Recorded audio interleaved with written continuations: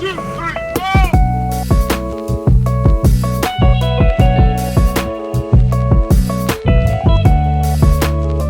Hello everyone, welcome back to Kavana Elraj logs. ಎಲ್ಲರೂ ಹೇಗಿದ್ದೀರಾ? I hope ಎಲ್ಲರೂ ಚೆನ್ನಾಗಿದ್ದೀರಾ ಅಂದ್ಕೊಂಡು ಇವತ್ತಿನ ಲಾಗ್ನ ಸ್ಟಾರ್ಟ್ ಮಾಡ್ತಾ ಇದ್ದೀನಿ. ಇದು ಸಂಡೇನೇ ನಾನು ಇಡ್ಲಿ ಮಾಡೋಣ ಅಂತ ನೆನೆಸಿಟ್ಟಿರೋ ಅಂಥದ್ದು. ನೋಡಿ, ಅದು ಏನು ನನ್ನ ಕೈಲಿ ಕಾಫಿ ಮಗ್ಗಿದೆ, ಅದರಲ್ಲಿ 1 ಕಪ್ ಅಕ್ಕಿ ಮತ್ತು ಸೋಯಾಬೀನು ಉದ್ದಿನಕಾಳು 2 ಸೇರಿಸಿ 1 ಕಪ್ ಆಗೋವಷ್ಟು, ಅದ್ರ ಜೊತೆಗೆ 1.5 ಕಪ್ಪಷ್ಟು ರಾಗಿ ಸೇರಿಸ್ಕೊತಾ ಇದ್ದೀನಿ. ನಾನಿಲ್ಲಿ ರಾಗಿನೇ ಜಾಸ್ತಿ ತಗೊಂಡಿರೋ ಅಂಥದ್ದು, ಯಾಕಂದರೆ ರಾಗಿ ಇಡ್ಲಿ ಮಾಡಬೇಕು ಅಂತಲೇ ನೆನೆಸಿದ್ದು.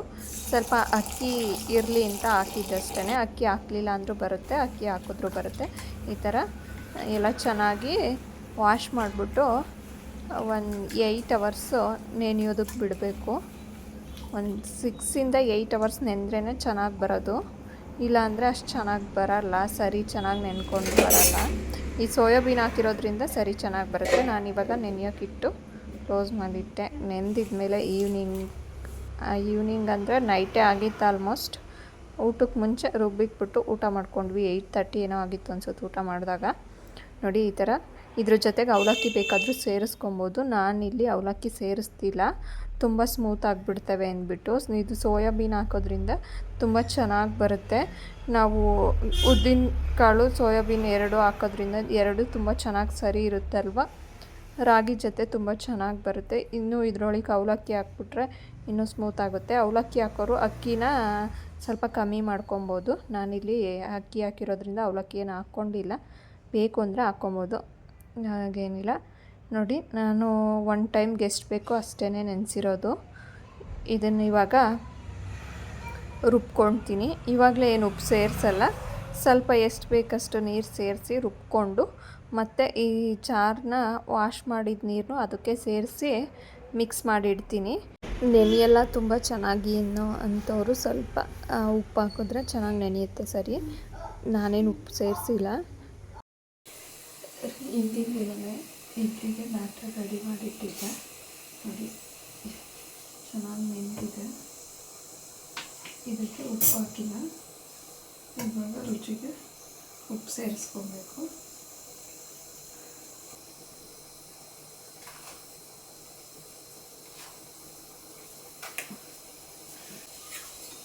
ಉಪ್ಪು ಸೇರಿಸ್ಕೊಂಡು ಮಿಕ್ಸ್ ಮಾಡ್ಕೊತಾ ಇದ್ದೀನಿ. ಒಂದು ರೆಡಿ ಇದೆ. ಇದನ್ನು ಸೈಡ್ ಇಟ್ಬಿಟ್ಟು ಇವತ್ತು ಸಾಂಬಾರು ಹುರುಳಿಕಾಳು ಬಸ್ಸಾಂಬಾರು ಮಾಡ್ಕೊಳ್ಳೋಣ ಅಂದ್ಕೊಂಡಿದ್ದೀನಿ. ತೊಳೆದ್ಬಿಟ್ಟು ಕಾಳನ್ನ ಕುಕ್ಕರ್ಗೆ ಹಾಕಿಟ್ಕೊತೀನಿ. ಕೂಗಿಸ್ಕೊಂಡ್ರೆ ಆಮೇಲೆ ಸಾಂಬಾರಿಗೆ ಏನು ಬೇಕೆಲ್ಲ ರೆಡಿ ಮಾಡ್ಕೊತೀನಿ. ಇಡ್ಲಿಗೆ ಬರೀ ಚಟ್ನಿ ಒಂದೇ ಮಾಡ್ತಾಯಿದ್ದೀನಿ. ಸಿಂಪಲ್ಲಾಗಿ ಕಾಯಿ ಚಟ್ನಿ ಮಾಡ್ಕೊತೀನಿ, ತೆಂಗಿನಕಾಯಿ ಚಟ್ನಿನ. ರೈಸಿಗೆ ಇಟ್ಟಿದ್ದೀನಿ, ಇನ್ನೊಂದು ವಿಷಯ ಬರ್ತಿದೆ.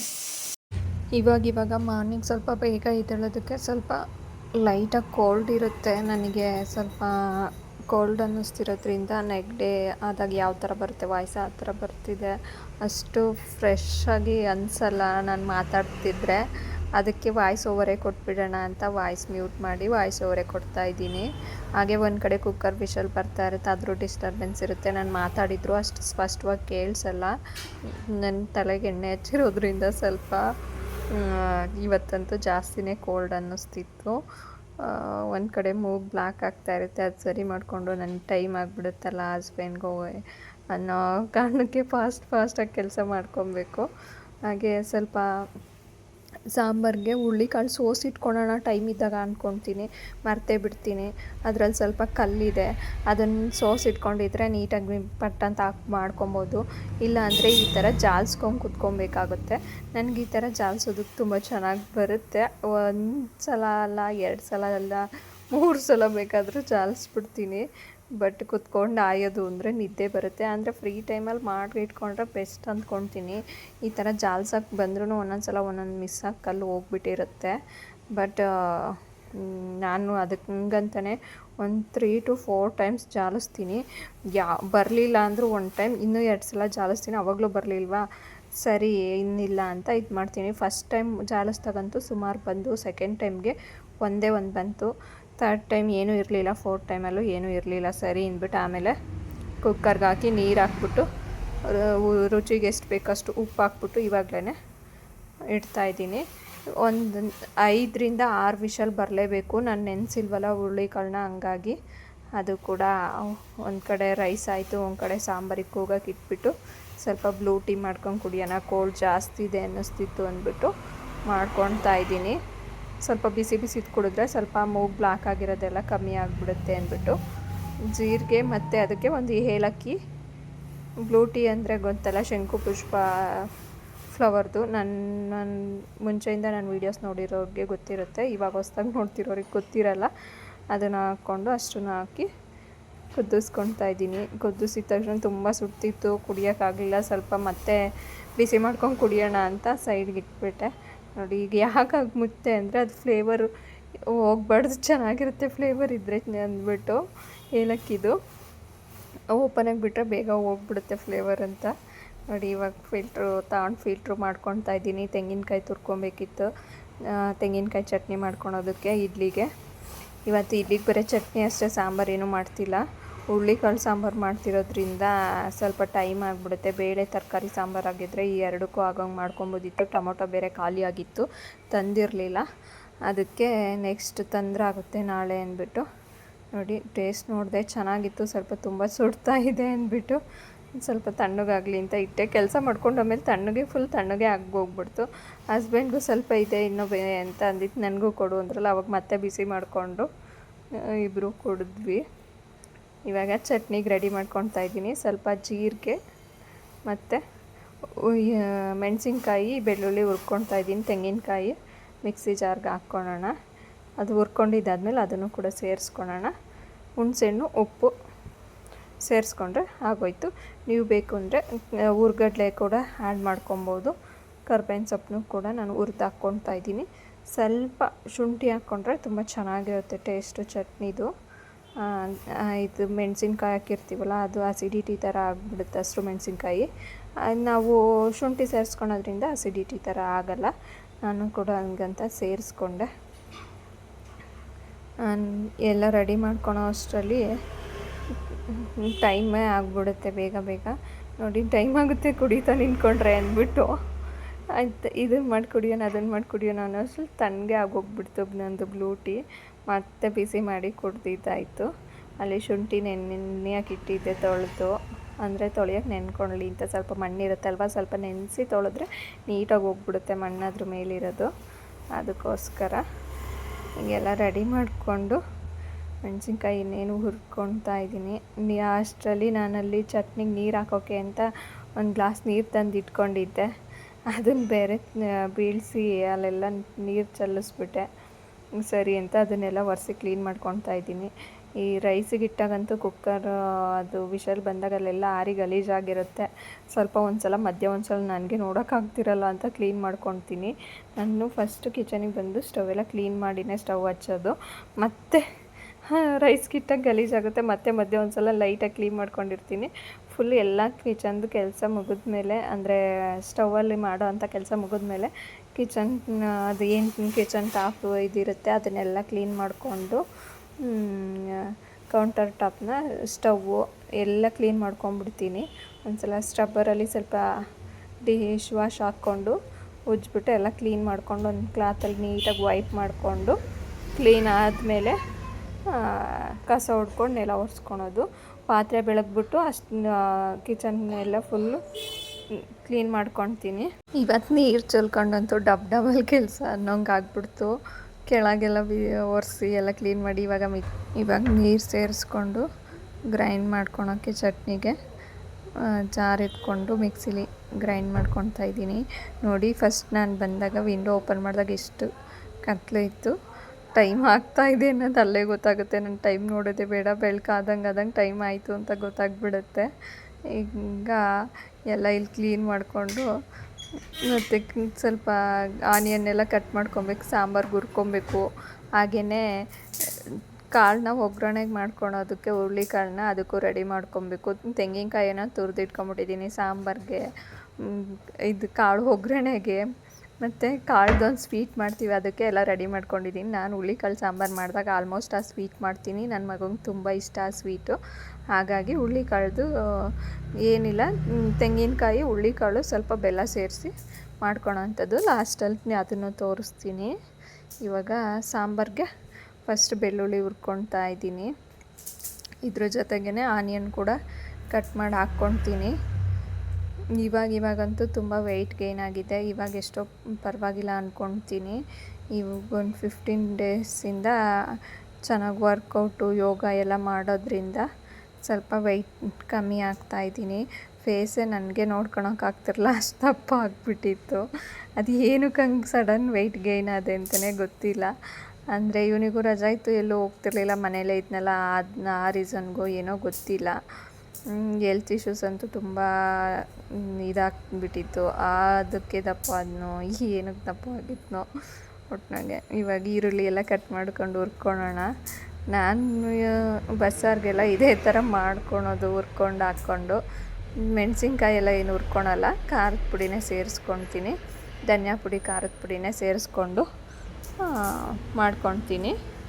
ಈರುಳ್ಳಿ ಮೆಣಸಿನ್ಕಾಯಿ ಅಷ್ಟೇ ಹುರ್ಕೊಳೋದು. ಕೆಲವರು ತೆಂಗಿನಕಾಯಿನೂ ಹುರಿದು ಹಾಕ್ಕೊಳ್ತಾರೆ.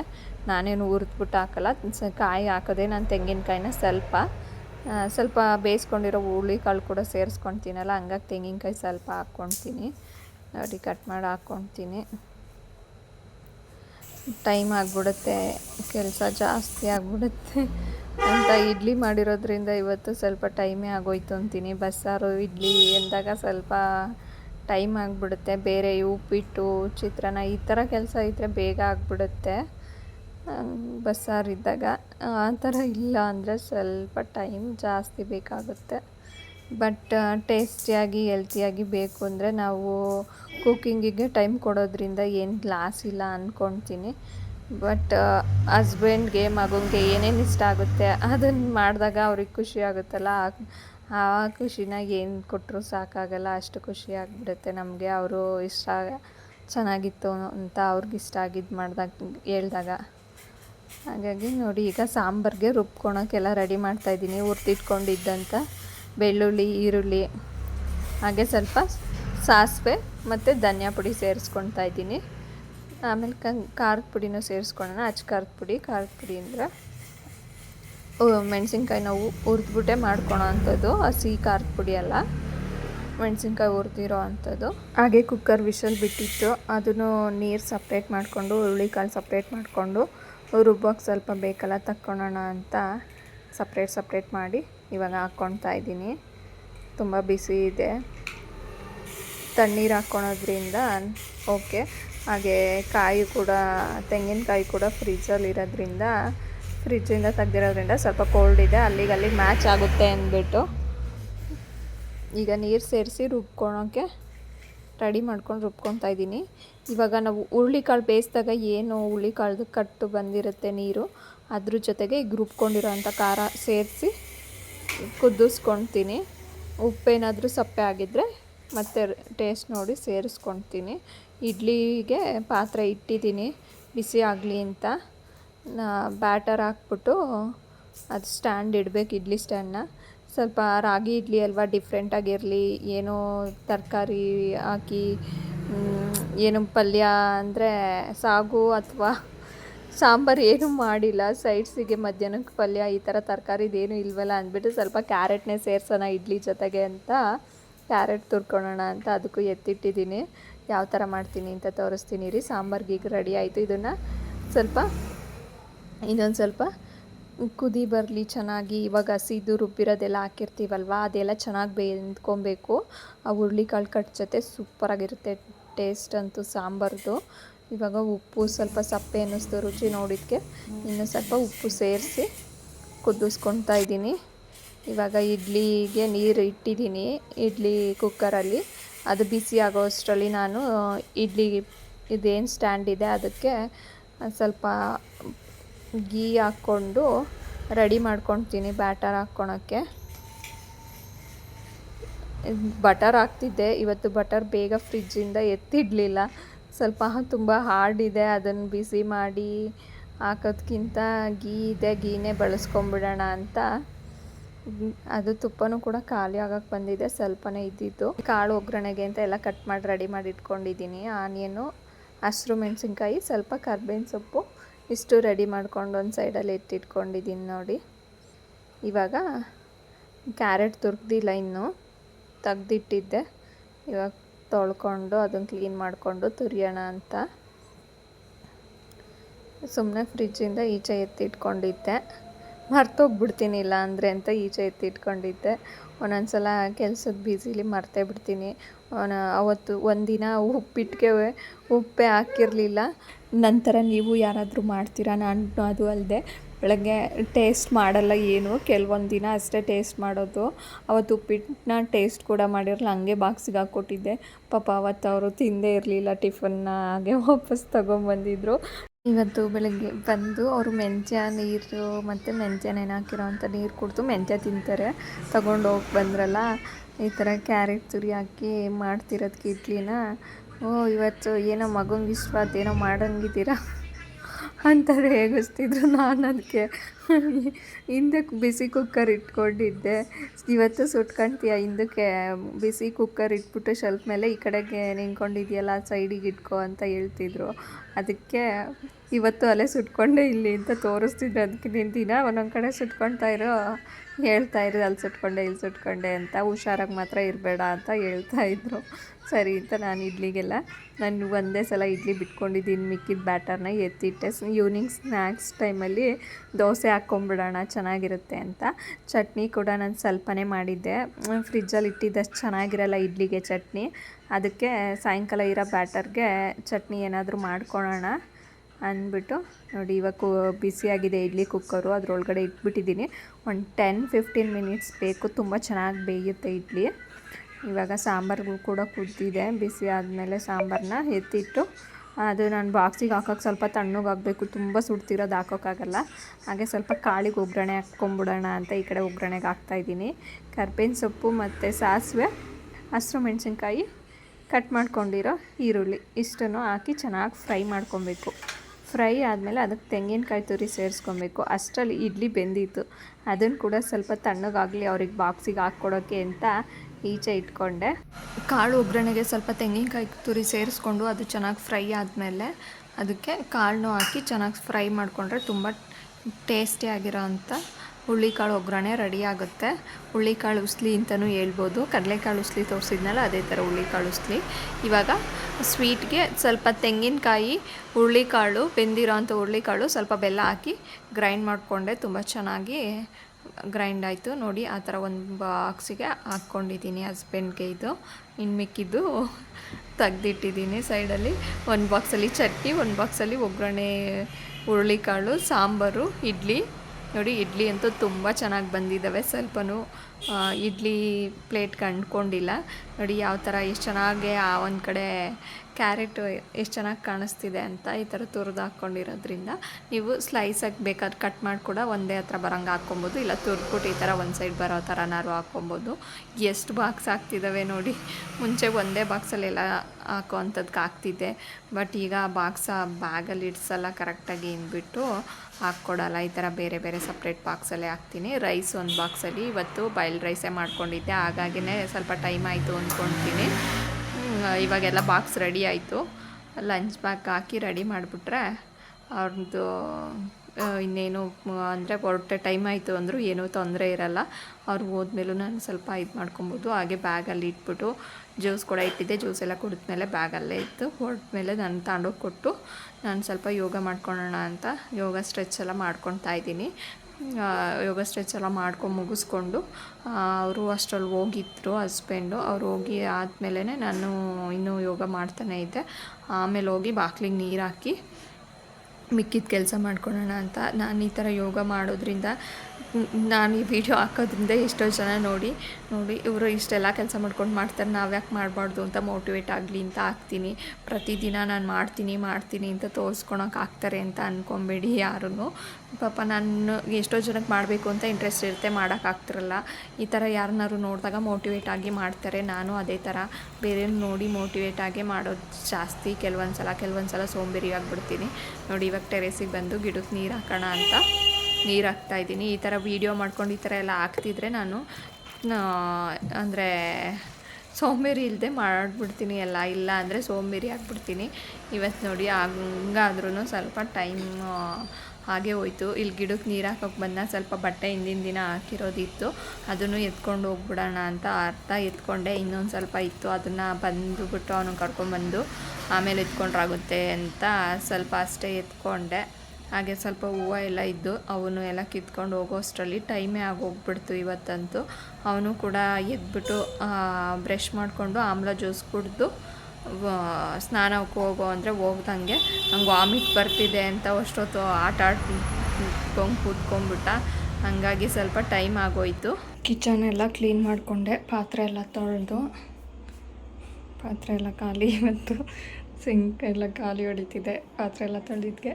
ಇದರಲ್ಲಿ ಇಡ್ಲಿ ಇದೆ, ಇಲ್ಲಿ ರೈಸು, ಇದು ಸ್ವಲ್ಪ ನೈಟು ಮಾಡಿದ್ದು ಉಪ್ಪಿಟ್ಟು ಮಿಕ್ಕಿದೆ. ಬೆಳಗ್ಗೆ ಡಸ್ಟ್ಬಿನ್ಗೆ ಹಾಕೋದು ಮರ್ತೆ, ಕಸದ ಆಟೋ ಬಂತು ಬೇಗ ಹೋಗ್ಬಿಡ್ತು. ಇದನ್ನು ಮರ್ತ್ಬಿಟ್ಟು ಹಾಕೋದನ್ನ ಸ್ವಲ್ಪ ಅಂದರೆ ಸ್ವಲ್ಪ ಮಿಕ್ಕಿತ್ತು. ನೋಡೋಣ ಆದರೆ ತಿನ್ಕೊಳ್ತೀನಿ, ಇಲ್ಲ ಅಂದರೆ ಡಸ್ಟ್ಬಿನ್ಗೆ ಹಾಕ್ತೀನಿ. ಡಸ್ಟ್ಬಿನ್ ತೊಳೆದಿಟ್ಟಿದ್ದೀನಲ್ಲ ಅದಕ್ಕೆ ಹಂಗೆ ಬಿಟ್ಟಿದ್ದೀನಿ, ಅದನ್ನು ತೊಳೆದಿಲ್ಲ, ಮಧ್ಯಾಹ್ನ ತೊಳ್ಕೊಳ್ಳೋಣ ಅಂತ. ಇಲ್ಲಿ ಕಾಳು ಒಗ್ಗರಣೆ ಮಾಡಿರೋಂಥದ್ದು, ಕೆಳಗೆ ನೆಲ್ಲಿಕಾಯಿ ಜ್ಯೂಸ್ ಇದೆ, ಹಾಗೆ ಚಟ್ನಿ, ಅದು ಇನ್ನೂ ಬ್ಯಾಟರ್ ಇರೋ ಅಂಥದ್ದು, ಇದು ಸಾಂಬಾರು, ಇದು ಸ್ವೀಟ್ ಹುಳಿಕಾಳ್ದು, ಇಷ್ಟು ಅದಕ್ಕೆ ಇಷ್ಟೊಂದಿದೆ.